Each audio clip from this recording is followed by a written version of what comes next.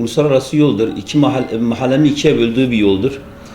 75 Caddesi ile Celalpayda Caddesi'ni ikiye bölen bir sorunumuzdur şu anda. Ve bunu defalarca yetkili insanlara söyledik. Ben kendim de uluslararası yol olduğu için Diyarbakır'a 9. Kara Bölge şeyine gittim. Oradaki yetkililerle görüştüğümüzde duyarsız kalıyorlar açıkçası. Ben de vatandaşın bildiği halde biz bir an önce yetkililere sesimizi duyurmak istiyoruz. O yolun bir an önce açılmasını istiyoruz. Yani şöyle bir şey düşünün, 41 bin nüfusu olan bir ilçedir. 3 bin yaklaşık merkezdeki kilometre bazındaki 3 bin yerde sadece bir tane kavşak var. Yani biz bir an önce o kavşağın açmasını istiyoruz. Ve bunu yetkililere de söylemiştik. Özellikle de şu anda yetkililere tekrar sesleniyoruz. Belediye başkanına sesleniyoruz, büyükşehire sesleniyoruz, bakanlarımıza sesleniyoruz, milletvekillerimize sesleniyoruz. Karayollarında zaten karayolunun da haberi var. Karayollarına da defalarca ben kendim de müracaat ettim, kendim de söyledim. Hatta bizim kaymakam eski Ahmet Üzay'ın da haberi de vardı. Ben kendim de orada gittim.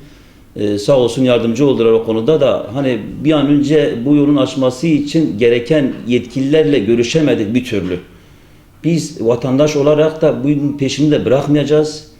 Yani bir olmasa iki olmasa defalarca ne gerekiyorsa yapacağız. Gerekirse biz Sayın Cumhurbaşkanımızla dahil görüşmeye gideceğiz. Bir an önce bu sorundur. Hilvanın yarayan kanasıdır. Vatandaş yani 10 metrelik yolu ta 400 metreyi aşması gerekiyor. Düşünebiliyor musun? Tam caddedir. Vatandaş ta 400 metre dönüp oraya gitmesi gerekiyor. Hatta 1 kilometreden sonra tekrar yerine gidiyor. Yani bunun bir an önce çözülmesini istiyoruz ve yetkililerden ricamız da bir an önce bunun karayollarla istişare edip de bunu çözmesini istiyoruz abi. Ve vatandaşlar olarak da mahallenin sorunu olarak da yeni mahalle muhtarı olarak da peşinde asla ve asla bırakmayacağız.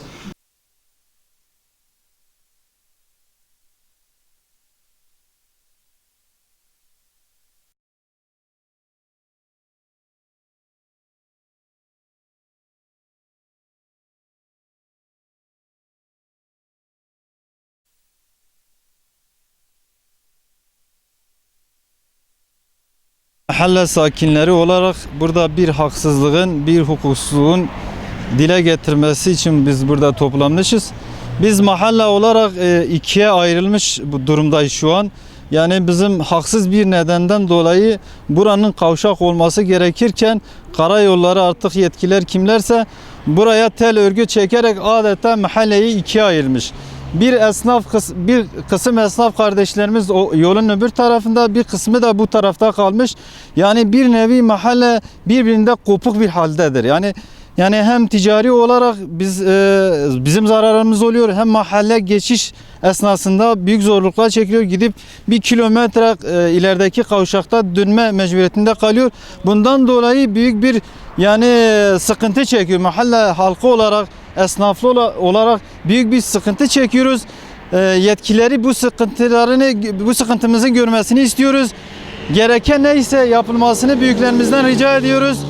Buranın normalde projede burada bir kavşağın olması gerekirken burayı bu hale getirmek bu mahalleye yapılan bir zulümdür. İnşallah yetkililer sesimizi duyuyorlar. Buna bir çare bulmasını istiyoruz. Eğer buna çare bulunmasa biz mahalle halkı olarak elimizden ne geliyorsa, yetkimiz neyse inşallah onu sonuna kadar kullanacağız yani. Mevre, ezakhane vere, manav vere, berberci vere, ustacı vere, her taş.